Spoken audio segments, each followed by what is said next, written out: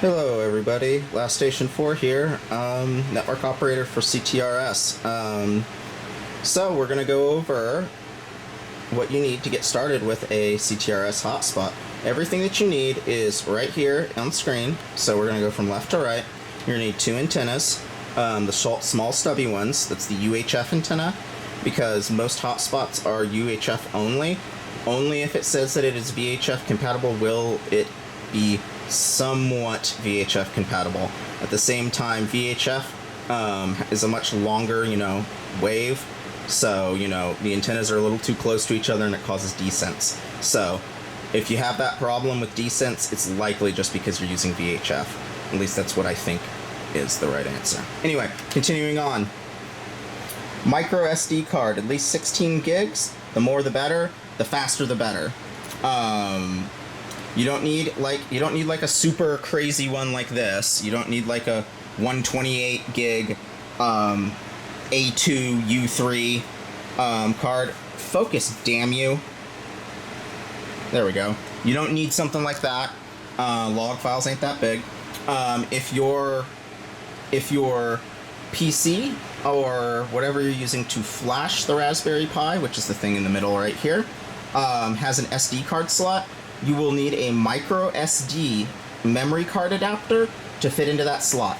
And how that works is you take the, let's move this, you take the SD card slot adapter, you take the micro SD card, this little guy, and you see the little slot? You just fit it in there and push. And it only goes in one way, label up, and then you push and you make sure that it is flush against the card. So you see that it's basically a straight line right there. So you do that. Option number 2, if you have a card reader, like a memory card reader like I do, and I don't have an SD card slot on my PC, so I have to use one of these. So what this is a multi-card reader. This one will do all kinds of cards, but all you care about is micro SD. So then the micro SD can go in a number of ways. This one, I believe, goes in upside down. Yes, it does. And doesn't push all the way in. So as you can see, it's sitting out just a little bit. And then you take this end right here, the USB-C end, and you put the USB-C end into your computer, and it'll act just like a flash drive. We will go over flashing the Raspberry Pi in a little bit. I'm just introducing the hardware components to you. This here is said Raspberry Pi. This one is a Raspberry Pi 4 Model B. Fast boy. Gigabit Ethernet, USB 3.0. It's a good board. They're a little expensive right now, all things considered. So, whereas I got this whole bundle for about $100 a couple of years ago, you're going to be looking at about $200 for a Pi 4B. The low memory variant, not the 8 gig memory variant, and you don't need the 8 gig memory variant. You can do DVMhost with 1 gig of memory on a Pi 3B. Hell, I've done DVMhost on a Raspberry Pi Zero W, the first generation. Is it slow? Yes. Does it work? Yes. Is it the optimal setup? No.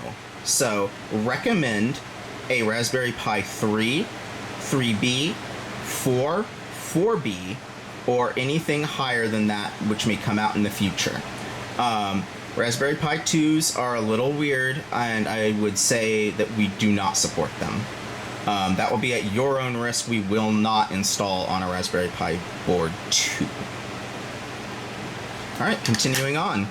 This is the hotspot. May look different from yours because I get the cheap hotspot boards because I've gotten the expensive hotspot boards, and honestly, I see no difference. We usually recommend the Bewinner boards. They're about $40-ish. This one comes with a screen which you can enable through some other weird magic. I've never got it to work, so whatever. This board and the small form factor type that we have, let me go grab that real quick. Give me a sec. Woo! Okay, the small form factor board. Let me grab that. While I tilt the camera.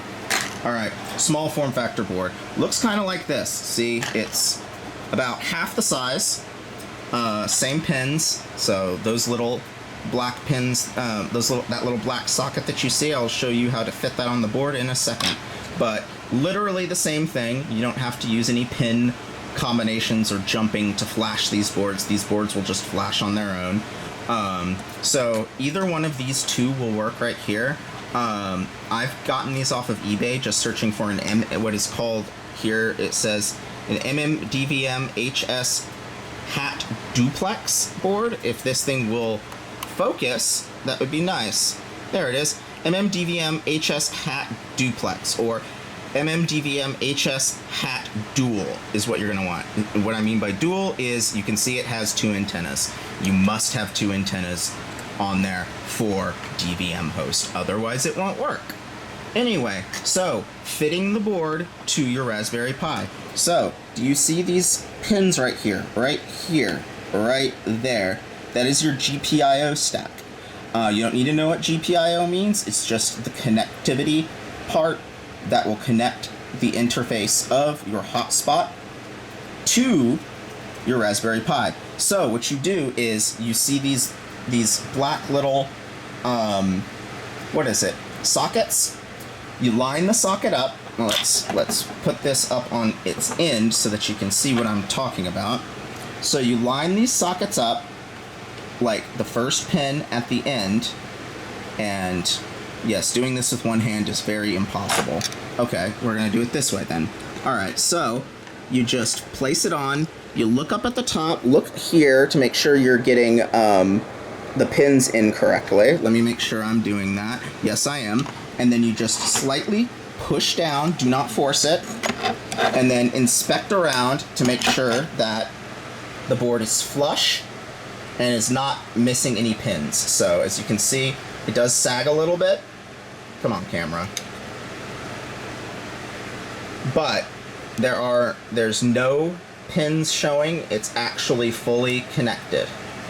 That means you've got a good connect on your board and you're done.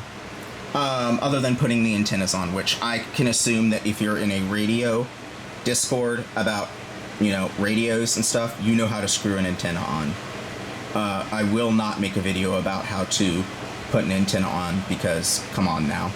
Alright, last piece of equipment that you need, power supply. For a Raspberry Pi 3, you're going to need at least a 5-volt, 1.5 amp USB micro power supply. This also applies to the Raspberry Pi Zero series.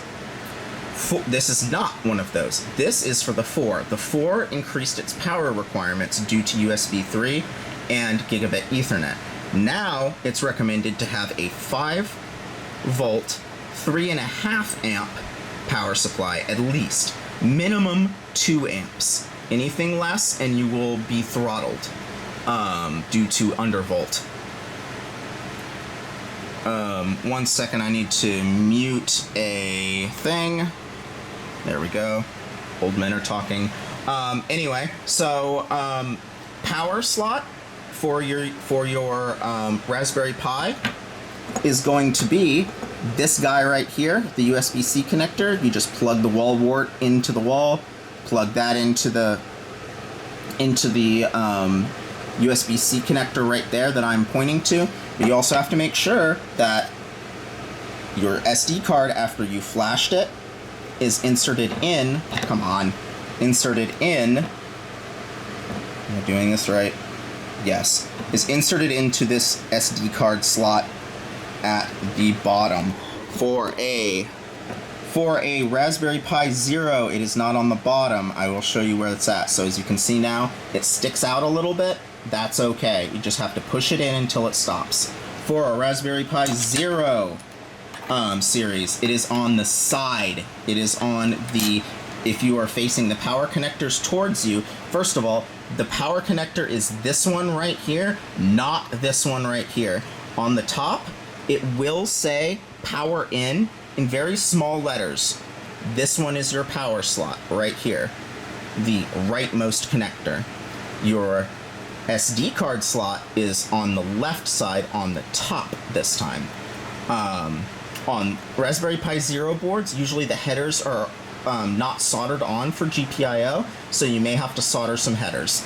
However, I recommend that you just get the 5x2 headers, and just solder them into the first 5 across, 2 down, and the last 5 across, 2 down, and then the hotspot board will just connect just like the other one.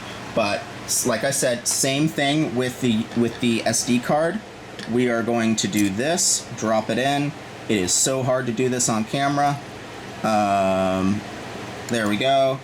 Then we push it in and it sticks. That's it. And then after you're done with, this is of course after you've done the Raspberry Pi imaging, then you apply power to it, let it run. It's going to reboot a couple times, and then eventually it will connect to your Wi-Fi network that I will show you how to configure that automatically through the Raspberry Pi Imager application. So other than that, hardware overview is done. We're going to kick it over to software. So the Raspberry Pi Imager, how to get it, how to install it, all of that fun stuff. Go through that. Go through the process of, setting up, doing initial setup so that you can get onto the network so that we can install DVMhost for you, because there's a couple things that you have to do to your hotspot manually because we don't have control of it yet. Anyway, we're going to go on to the Raspberry Pi Imager now.